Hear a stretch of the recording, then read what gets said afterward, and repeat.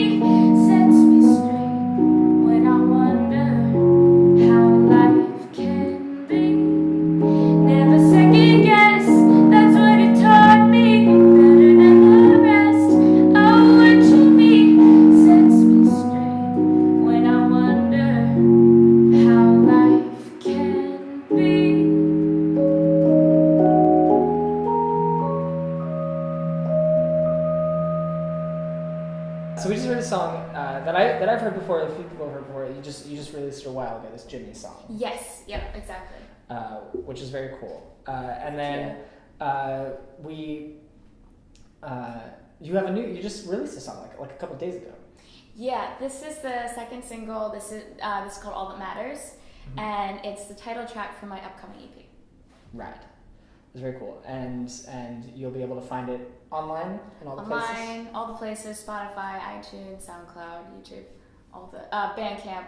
Oh, yeah, all the places. I always forget about Bandcamp. I use because I personally use SoundCloud. Okay. That's mine. Mm-hmm. Yeah, SoundCloud. A lot of rad stuff on there. Yeah. So how did the single Jimmy come about, like as far as writing and everything? So Jimmy was inspired by a coworker at my restaurant job. So when I moved back to Philly, I was like, okay, I need to find a job. What can I do that's flexible so that I can work on writing and gigging and kind of make money like pretty consistently. So I got a restaurant job, and that really inspired a lot of my writing at the time. So yeah, I would go to work, and then I would spend the days just writing, and then I gigged a bunch that year as well. This was last year. Very cool. And what you're mostly just like places around Philly, like the local spots, or? Yeah, exactly. So when I moved back, I thought I should meet musicians and really get involved. So I would go to a lot of open mics. I started at World Cafe Live, and then there was an open mic at Vesper, and Raven Lounge, and the whole open mic circuit. So I got to meet some really great friends. Emily Mineo, who's also a really great singer-songwriter as well. Bunch of other people, and then I started getting to play at other venues in Philly as well, like more stuff at World Cafe Live, Bob and Barbara's, Bourbon and Branch, all of that sort of circuit. Yeah. Just all the places. The B&Bs. Yep, exactly. The B&Bs. Yeah. Cool. And then so you've done kind of like two official EPs. Were you were you like writing songs as like a kid? Is that yeah. Were you that person? I was writing songs when I was really young. I actually was doing classical piano, and I also went to school for composition like you. I didn't finish that. So I was doing the classical thing and classical piano, but I knew that I always wanted to be a singer-songwriter, so I started writing songs when I was like 10 or something like that. So yeah. And where you went to school in New York? I did. Yeah. Where? I went to Manhattan School of Music. Cool. Right near Columbia. Yeah. So do you have a BM? Did you get one of those? I did. Okay. I did. All right. That's a rare one. That's a the old BM. rare collectible. It's so valuable. Yes. Yeah. I almost had it. I left. I'm gonna get a BA. It's fine. BA is cool too. BA is cool. Art's cool. Very cool. Yeah. So what's the process for recording the All That Matters EP? What's that been like? So I spent, I guess, a year or so writing a bunch of songs. I picked 6, and then I met with my friends in this band called Darla, another really amazing Philly band. And they, at the time, had a home studio, and it just felt like we just really connected, and so I spent a good 6 to 8 months recording with them, and we did it really, really slowly. It was sort of in between when all of our schedules worked out, and so we did the 6 tracks, and then Darla were also my backing band as well. So I knew that I wanted a really live, soulful, jazz influence sort of sound, and so it was very much what we did. So I guess I met with them last summer, and then we finished the recording, I think, last winter maybe, and then all the tracks were mixed and mastered in the end of March. So I've sort of been holding on to this music and been very excited to release it, and wanting to not do it all at once, but also very eager to move on to the next project. That's cool. I do not have the patience to when I'm done with a project. It's sometimes hard for me not because these get published on Monday mornings. It's very hard for me not just to be I'm done with this on a Thursday. I'm just gonna put it up. Totally. That's how that works. I'm just gonna put it up. Or other videos, if I'm literally done editing it at 3 a.m, I'm gonna put it up now. No one's gonna see it. No one's gonna notice it. Yeah, and that's the whole thing. Is just, I don't know, I guess trying to find the balance between being strategic and trying to get exposure, and then also kind of just doing what feels right for you and putting something out and then moving on. And that's something that I've I guess gotten better at and have been learning. And it's different because with my first EP I did that. I got the masters, and then my friend and we had planned our release show, and then we were kind of okay, I guess we just have to upload this, and so we just uploaded it, and then a few weeks later I was I guess I should maybe get some blog reviews or something, and so this time I was okay, I want to do it a little bit differently. That's very cool. Yeah, I think it's a very smart way of doing it. It's that shows a lot of discipline, and I think that's thanks. Because that's the thing that that's what gets you the work, is the discipline. That's what gets you the future work, is when you show that discipline, which is great. Well, and I think that now with Spotify and playlists and blogs and all of these outlets that can really give new or unknown artists exposure, I think that that's such a great tool, and really, really great that it's there. So I'm just trying to take advantage of that. That's right. Yeah. Thanks. So my first time seeing you was at Jake Bernard's like final show before he moved to LA. Yeah. And I'd never seen you before that. I think the first time I heard about you was when like Jake mentioned that you were going to play with him. But James knew you. James had done some writing about you, and you two knew each other.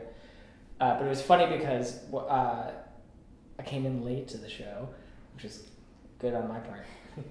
And it was really funny because I had been listening to a lot of Regina Spektor that week. Mm-hmm.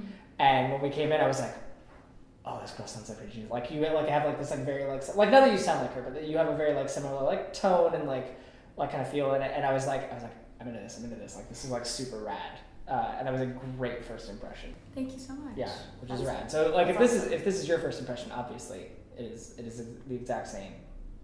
Like, for you, the audience, I'm filling this in.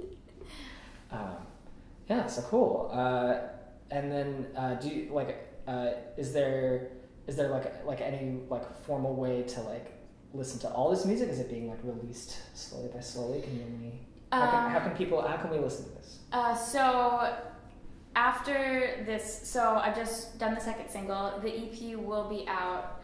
I don't have the exact date yet, but either late September or October. Wow. And then then you'll get to hear all 6 tracks again everywhere: Spotify, SoundCloud, iTunes.